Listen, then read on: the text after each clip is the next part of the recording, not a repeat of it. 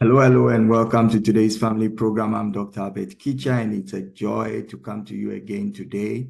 Like you know, always we are here to enrich our lives, get information so that our relationships with one another can be bettered.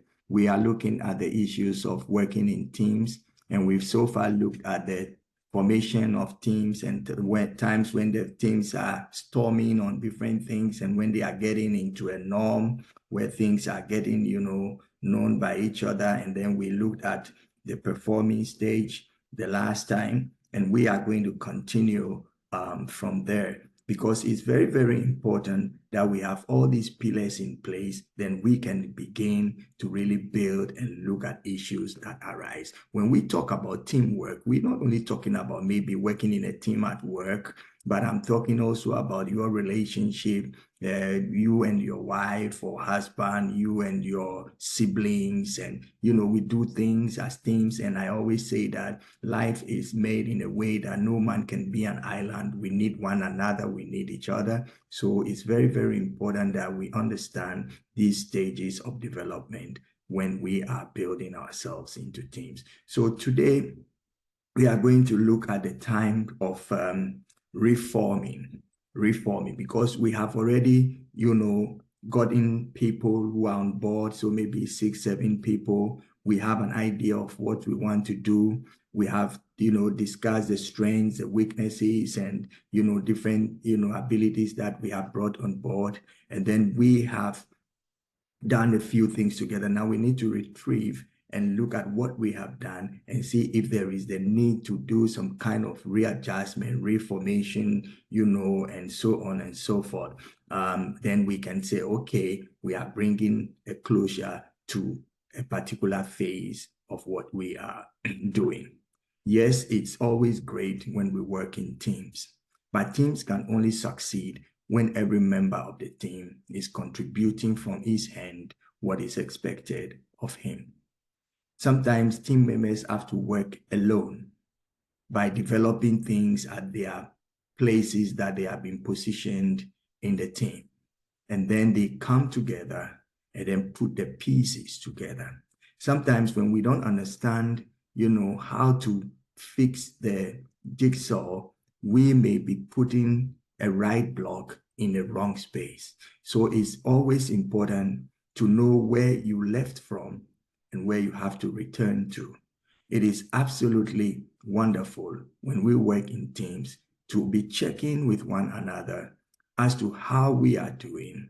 And that informs you that, well, I have to be faster, or, I still have to wait because I'm informed that the next person who is coming to give something that I would have to add on to is still, working on it. Information and communication are key to the success of any enterprise. It is very important that as we work as teams, we also review the progress, we review the process, we make suggestions, and we also make plans for improvement. We have to be all for the success of the project. Whatever is needed or will be needed for the project to succeed should be what our aim should be. We don't come on teams with personal agenda. We don't join teams for personal gain. We don't join teams for our personal advertisement. We join team to achieve a purpose for a particular task. In times of reforming, it's almost like readjustment. It's almost like, turning tables sometimes upside down in order to shake things off and bring it upright.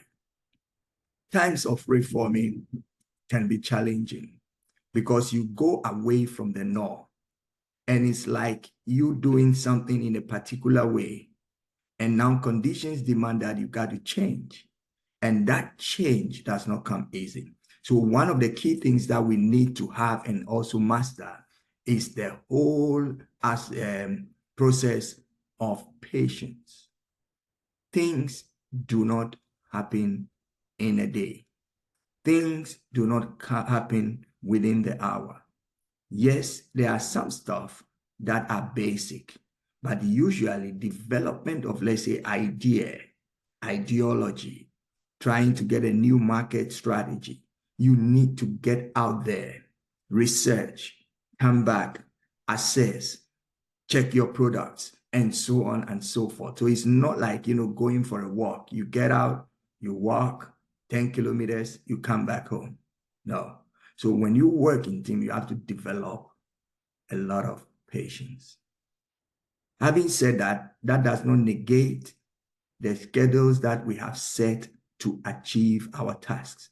So everybody is working within the 6 week that we have agreed upon, but yet I'm not rushing through because the 6 weeks was factored into what it would take for me to be able to complete my task.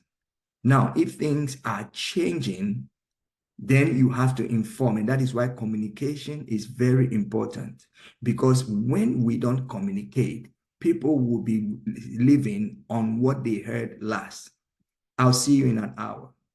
So 40 minutes have passed and you realize something is coming up and you will be late for 10 minutes. You don't wait until the time to say, oh, it's time, but I'm coming, 10 minutes later. No.